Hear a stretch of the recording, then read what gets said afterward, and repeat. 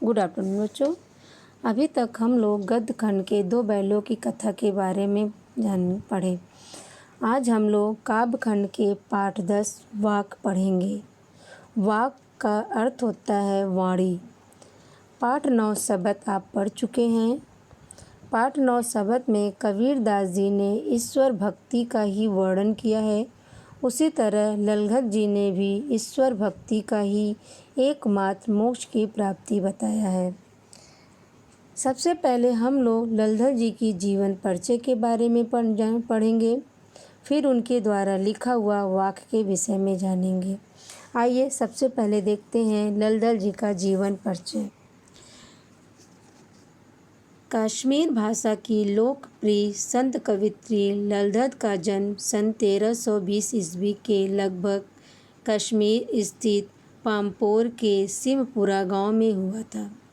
उनके जीवन के बारे में प्रामाणिक जानकारी नहीं मिलती। ललधर को ललेश्वरी, लला, लल योगेश्वरी, लला रिफा आदि नामों से भी जाना जाता है। इनका देहांत सन 1391 के आसपास माना जाता है। जैसा कि बच्चों भी हमने देखा कि इनके जीवन से संबंधित प्रामाणिक जानकारी नहीं मिलती है और इनका जन्म और मृत्यु भी बहुत ज़्यादा मतभेद में रहा है। ललधर की काव्य शैली को वाक कहा जाता है। जिस तरह हिंदी में कबीर के दोहे, मीरा के पद, तुलसी की चौपाई और रसखान के सवैये प्रसिद्ध है, उसी तरह ललधर के वाक प्रसिद्ध हैं।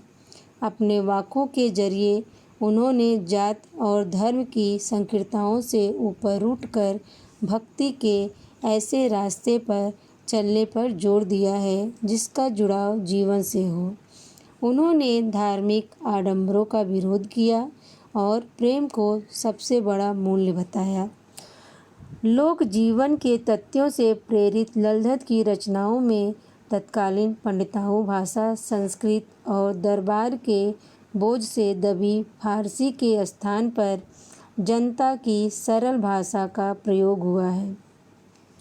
यही कारण है कि ललधर की रचनाएं सैकड़ों सालों से कश्मीर जनता की स्मृति और वाणी में आज भी जीवित हैं। वे आधुनिक कश्मीरी भाषा का प्रमुख स्तंभ मानी जाती हैं। बच्चों, साथ में इनकी प्रमुख रचनाएं भी देखिए।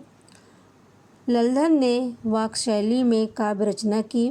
जिस प्रकार हिंदी साहित्य में कबीर व बिहारी के दोहे, तुलसी की चौपाई, मीरा के पद, रसखान के सवैये प्रसिद्ध है, उसी प्रकार कश्मीर साहित्य में उनके वाक प्रसिद्ध हैं। इनकी साहित्य की विशेषताएं क्या है बच्चों, ये भी देखिए। ललधर ने अपने वाक के माध्यम से लोगों को धर्म और जात की संकीर्णताओं से ऊपर उठने के लिए प्रोत्साहित किया और जीवन से संबंधित भक्ति को अपनाने पर बल दिया। उनके लिए प्रेम सबसे अमूल्य तत्व है। उन्होंने धार्मिक आडंबरों का भी डटकर विरोध किया। इनकी भाषा शैली। ललधर ने अपनी रचनाओं में जनसाधारण की सरल भाषा का प्रयोग किया है। उन्होंने अपनी रचनाओं को तत्कालीन पंडिताओं भाषा, संस्कृत और दरबारी फारसी से बचा कर रखा।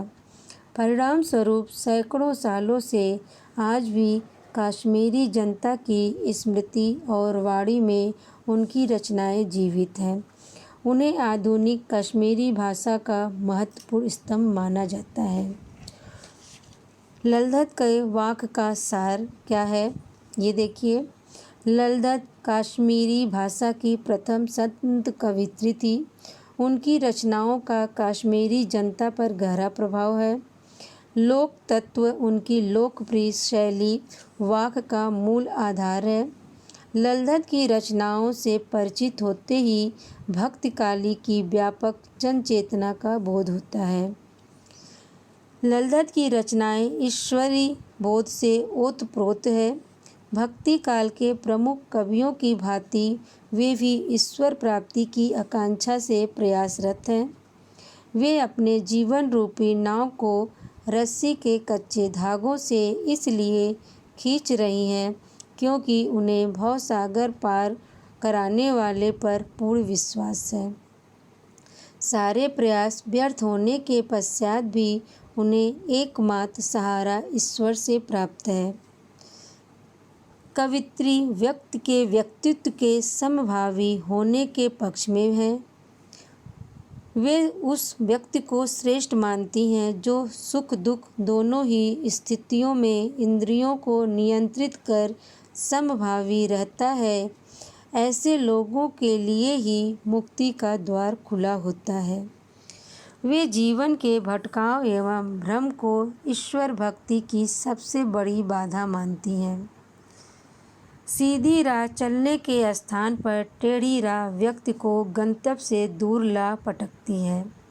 इन स्थिति में ईश्वर मिलन की संभावना समाप्त हो जाती है। बच्चों, कहने का तात्पर्य है, जो व्यक्ति ईश्वर की सच्ची भक्ति करता है उसे ही ईश्वर की प्राप्ति होती है। जो व्यक्ति संसार में आकर सांसारिक मोह माया में फंस जाता है और अपने लक्ष्य को भूल जाता है उसे ईश्वर की प्राप्ति नहीं होती है। ये था ललधत का जीवन परिचय। हम आपको वाक पढ़ाने से पहले यानी वाक के अर्थ बताने से पहले इनके कुछ कठिन शब्द हैं उनको मैं आपको बताना चाहती हूँ, जिससे जब मैं पाठ को पढ़ाऊँ तो आपको आसानी से समझ में आ जाए। और ललधत ने अपने वाक को 4 भागों में बांटा है, ये भी हम आपको बताएंगे। सबसे पहले देखिए ललधत के पाठ में कठिन शब्द के अर्थ। वाक वाणी, शब्द या कथन। यह 4 पंक्तियों में बद्ध कश्मीरी शैली की गे रचना है। कच्चे सकोरे, स्वाभाविक रूप से कमज़ोर। रस्सी कच्चे धागे की, कमज़ोर और नाशवान सहारे। नाव, जीवन रूपी नाव। सम, अंतःकरण तथा वह इंद्रियों का निग्रह। समभावी, समानता की भावना। खुलेगी साकल द्वार बंद की। चेतना व्यापक होगी, मन मुक्त होगा। गई न सीधी राह, जीवन में सांसारिक छल छद्मों के रास्ते पर चलती रही। सुषुम सेतु, सुषुम्ना नाड़ी रूपी पुल। हठ योग में शरीर की 3 प्रधान नाड़ियों में एक नाड़ी जो नासिक के मध्य भाग ब्रह्मांड में स्थित है। जेब टटोली का अर्थ है आत्मालोचन किया, कौड़ी ना पाई, कुछ प्राप्त न होना। माझी, ईश्वर गुरु नाविक। उतराई, सदकर्म रूपी मेहनताना। थल थल, सर्वत्र शिव ईश्वर, साहिब स्वामी और ईश्वर। ये था आपका कठिन शब्द का अर्थ। अब हम इसके बाद आपको वाक पढ़ाएंगे, यानी वाक के पंक्तियों का अर्थ बताएंगे। सबसे पहले हम आपको ये बताएंगे अगले वीडियो में कि वाक को 4 भागों में बांटा है। चारों भागों के माध्यम से कवित्री आपको क्या बताना चाहती हैं ये भी हम आपको बताएंगे। और इसके साथ इस वीडियो को हम यहीं पर समाप्त करते हैं। अगले वीडियो में वाक की परिभाषा और उनके बारे में बताएंगे। Thank you.